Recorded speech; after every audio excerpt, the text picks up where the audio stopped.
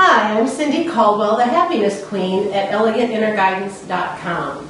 And I'm here today to wind up our discussion regarding inner guidance.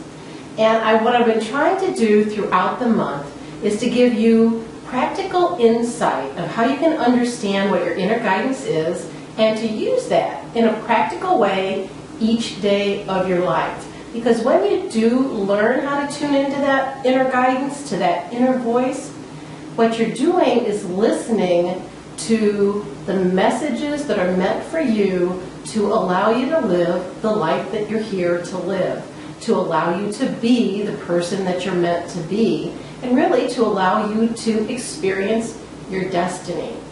This morning I happened to talk with a gentleman who, when he heard the name of my business, Elegant Inner Guidance, he kind of thought, he admitted to me later, ooh, it sounded a little woo-woo, and he really wasn't into that. He had a solid religious foundation, and that's what he believed. So when he heard inner guidance, it kind of turned him off a little bit. And I assured him, it's not woo-woo. Matter of fact, if you have a religious background, it's God's voice speaking within you. If you have a religious foundation, you likely believe that God lives within you. And this is how we listen to God, telling us what He wants us to do throughout our life. So let's end this series, begin with some really practical information. I want you to start to learn and to figure out for yourself, how do you differentiate that inner voice from head knowledge? Because throughout our life, we've listened to our parents telling us what's right and what's wrong, what we should do, what we shouldn't do. We grew up with teachers telling us the same thing. We gather that from the people around us. We observe people doing right or wrong, things that appeal to us, things that don't. And we gather all that knowledge, that head knowledge, to help make decisions for ourselves.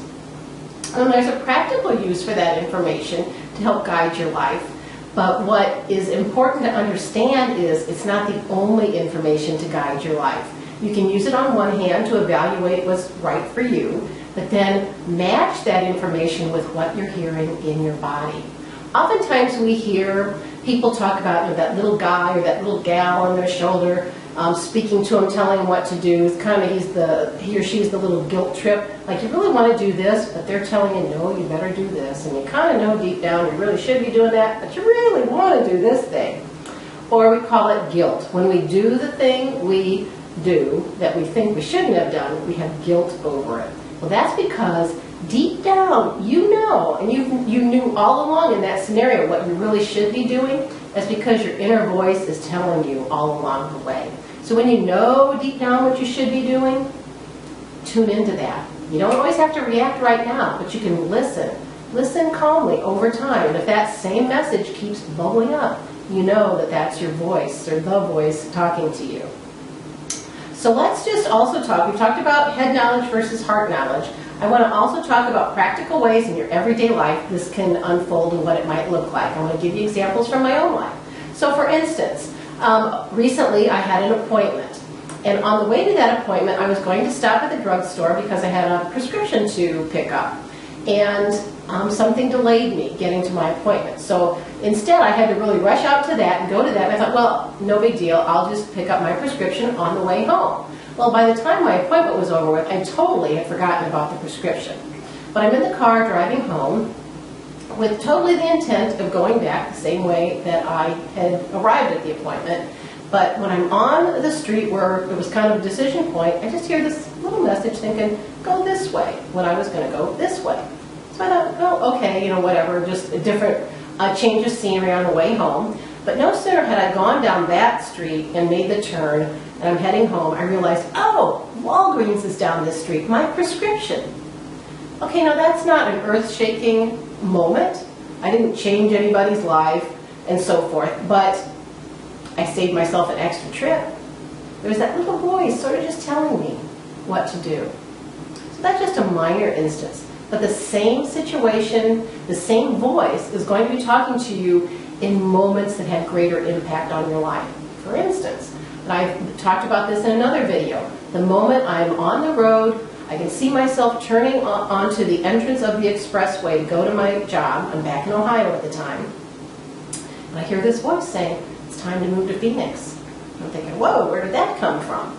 I didn't know if I should or what the elements of that voice was. Well, it just think about this. Let me test it and see. I had a mother who was aging that I had to take care of, so I had to deal with that. I didn't know if I could afford real estate or living in Phoenix. I had a home in Ohio, and I thought, well, could I afford to buy another home? I didn't know, but I explored it. So I just started to explore the path to moving to Phoenix. And lo and behold, every step of the way, every element that I questioned to find answers to was a total green light.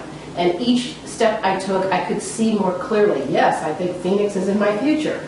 I made the move, and it was doing that, listening to that inner voice to make that move, that I ultimately met a bigger dream in my life, which was meeting my husband.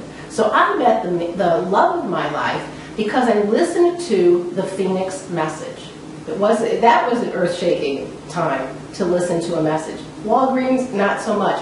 But a Walgreens example, do I go this way or do I go this way on the road, is a good way to start to test your inner voice and to start to tune into that so that you can be hearing at those critical times in life when it's telling you those moments and those decisions that you should be making that lead you down the path to your destiny. I'm Cindy Caldwell, the Happiness Queen at ElegantInnerGuidance.com, and thanks so much for stopping by.